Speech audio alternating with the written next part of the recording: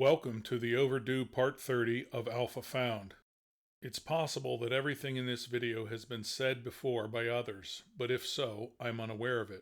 This video is off the main path from the other videos, but there is a problem left over from video 9 in need of a solution.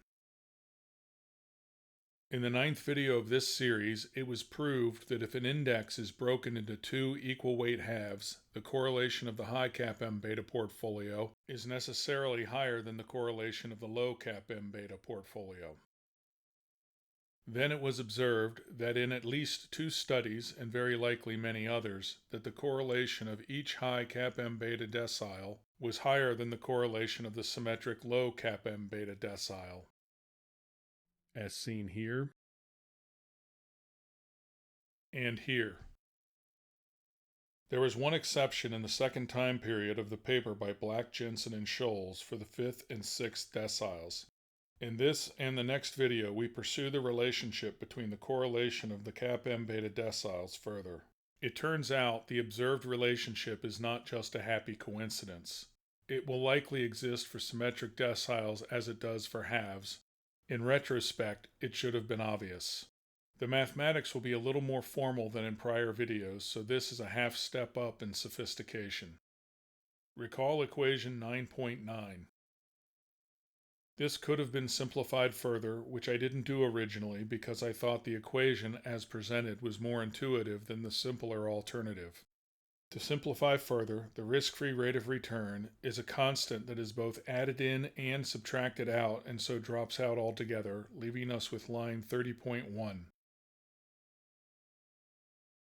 Where the subscript I tells us which security we are talking about, and the subscript T tells us what time period we are talking about. If we expand the denominator, we get a mess,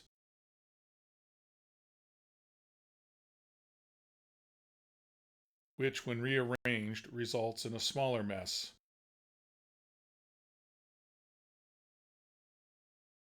When summed, the part in red will sum to 0 and drop out. And if the terms are rearranged again, we get a still smaller mess. The first three terms from the left can be simplified further, and the summation can be distributed to give.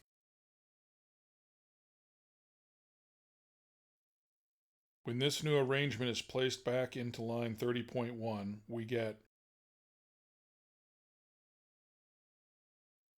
Notice that the first summation on the left of the denominator is identical to the numerator, and will have the same value in any correlation calculation for every security or portfolio contained within the index over the same time period. Therefore, the difference in correlations between securities or portfolios comes down to the difference between the value of the right-hand summation in the denominator. The larger the value of 30.3, the lower the correlation. With this, we have sufficient information to explain the pattern of differences in correlations of the symmetric deciles. However, a better foundation for the explanation will lead to a deeper understanding, so I'm going to take the better foundation route. In regression, the sum of the residuals across all time periods for each portfolio or security is 0, as shown.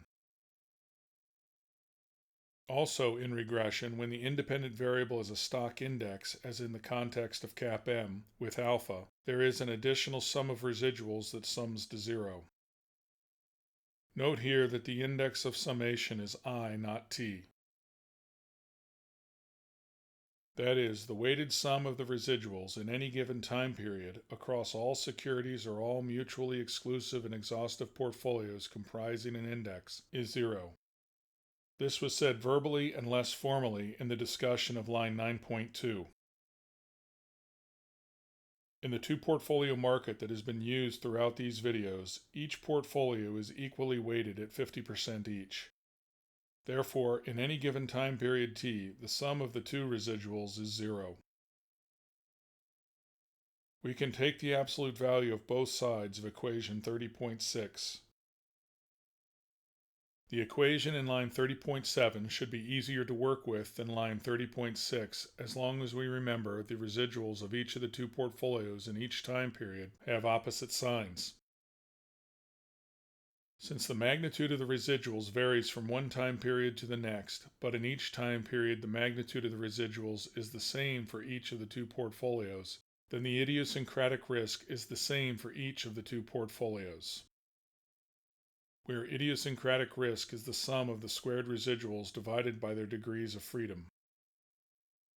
In this case, I equals L or H. Since the absolute value of the residuals is equal in each time period, and since by definition the low CAPM beta is less than the high CAPM beta, then the reciprocal of the low CAPM beta is greater than the reciprocal of the high CAPM beta. Therefore, the absolute value of the residuals divided by their respective CAPM beta have this relationship. This is true for all t, which tells us immediately that the sum of squared residuals divided by their respective CAPM beta has the relationship found here in line 30.12. Plugging each piece of 30.12 into the denominator of 30.2, the formula for correlation, gives us, which means the correlation of the low CAPM beta portfolio is less than the correlation of the high CAPM beta portfolio. The conclusion in 9.8 was derived more simply in the 9th video. Let's look more closely at line 30.7, which when expanded looks like this. And inequality 30.11 can be expanded also. Both sides of 30.14 as well as the numerator and denominator of both sides of 30.15 should be divided by 5 to account for the equal weight contribution of the pieces. However, those 5s immediately cancel, leaving us with what is on the screen.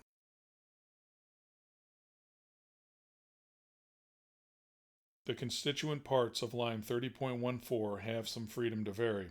That is, the symmetric component residuals of line 30.14 do not have to have equal magnitude as their sum does, although they could have equal magnitude. More generally, this can be written as: what happens if both sides of line 30.16 are divided by their respective CAPM beta? At first glance, it might not appear that we have gained anything, yet we have. Since by definition the betas have this order, then the reciprocals have this order. For a CAPM beta less than 1, the absolute value of the residual divided by beta is greater than the residual itself.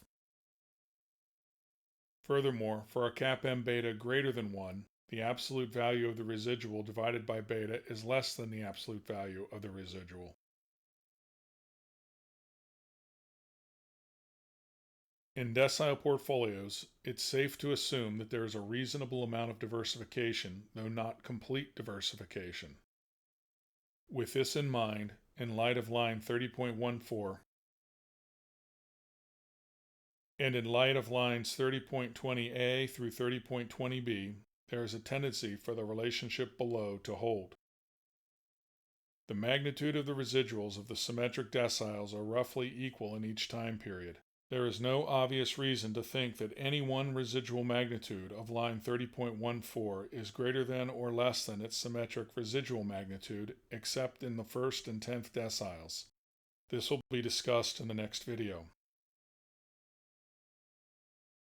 Dividing the residual of the lower CAPM beta decile by a number less than 1, the lower CAPM beta, and dividing the residual of the higher CAPM beta decile by a number greater than 1, the higher CAPM beta, leads to the left-hand side of 30.21 being more likely than not to exceed the right-hand side. The result is a tendency, not a certainty, for each pair of observations. By the way, it's possible that the 6th decile has a CAPM beta less than 1.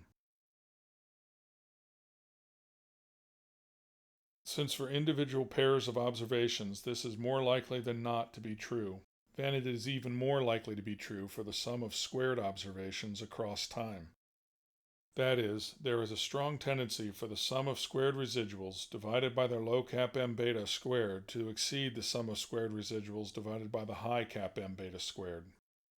Compare to 30.12.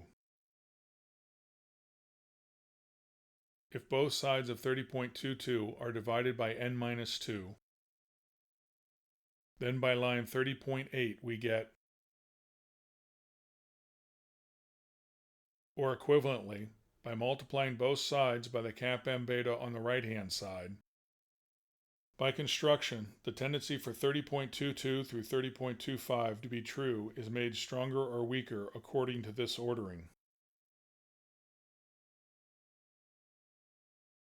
That is, the further the symmetric decile pairs are from the center, the more likely the inequalities of lines 30.22 through 30.25 are satisfied, subject to the constraints of lines 30.14 and 30.15 in each time period.